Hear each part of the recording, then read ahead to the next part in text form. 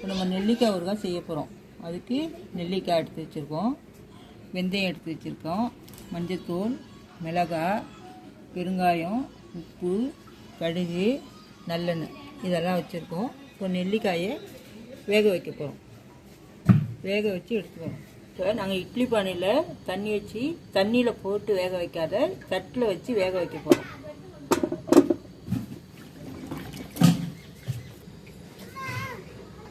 இதை மூடி வச்சு வேக வைக்க போகிறோம். 10 நிமிஷம் வேக வைப்போம்.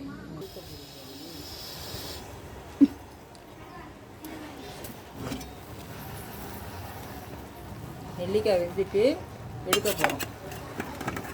எடுத்து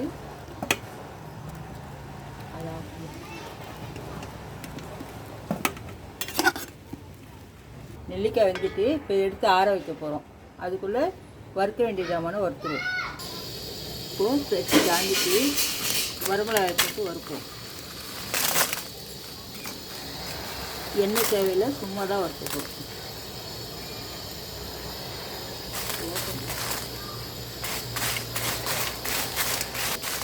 மிளகாய் வறுக்கும் போது கொஞ்சம் சிம்மில் வச்சு வறுக்கணும். அப்போ தான் கொஞ்சம் கறிவிடாது. இப்போது வெந்தயம் எடுத்து வச்சுருக்கோம், அதை போட்டுருவோம்.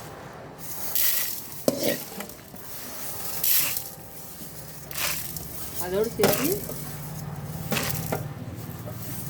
கடுகையும் போட்டு வறுத்துப்போம்.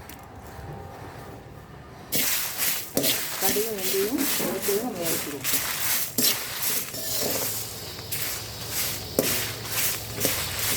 நல்லா பொரிஞ்சிட்டு எடுத்து பவுடர் பண்ண போகிறோம்.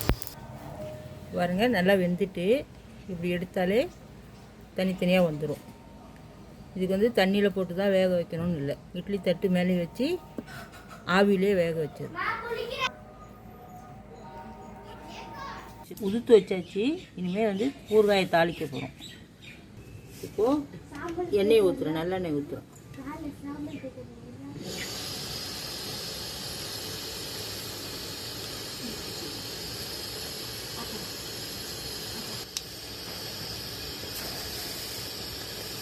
கடுகு போட போகிறேன்.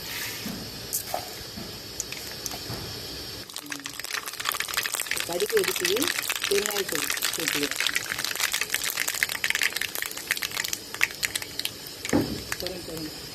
மஞ்சத்தூள் போடுறோம் அதில். இப்போ இதோடு சேர்த்து நெல்லிக்காயை சேர்க்க போகிறேன்.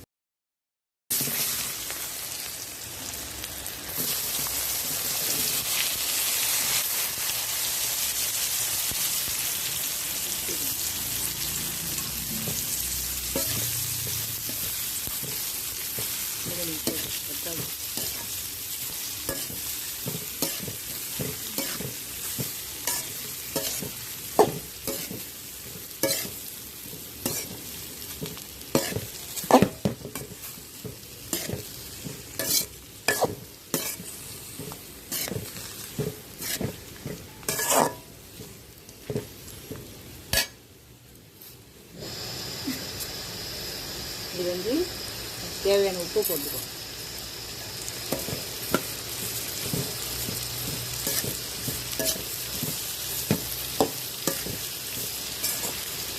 எடுத்து அரைச்சி வச்சுக்கிட்டு மசாலாவை போடுவோம்.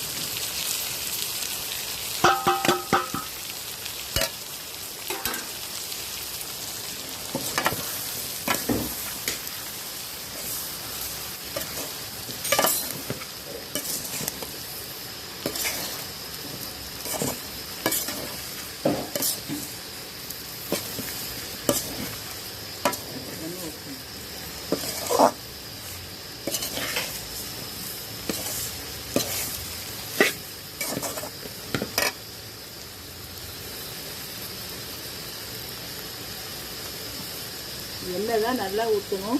எண்ணெய் எவ்வளோக்கு ஊற்றுறோமோ அவ்வளோக்கு நல்லாயிருக்கும். ஊறுவோம் வீணாக போகாது.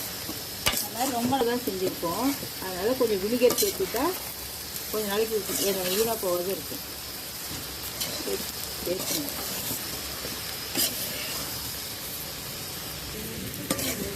பாருங்க, பார்க்கறதுக்கே நல்லா சூப்பராக தெரியும்.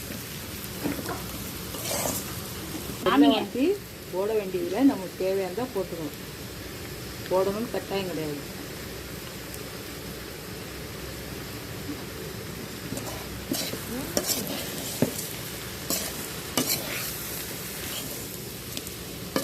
ஊறுகாய் ரெடி ஆகிடுச்சு.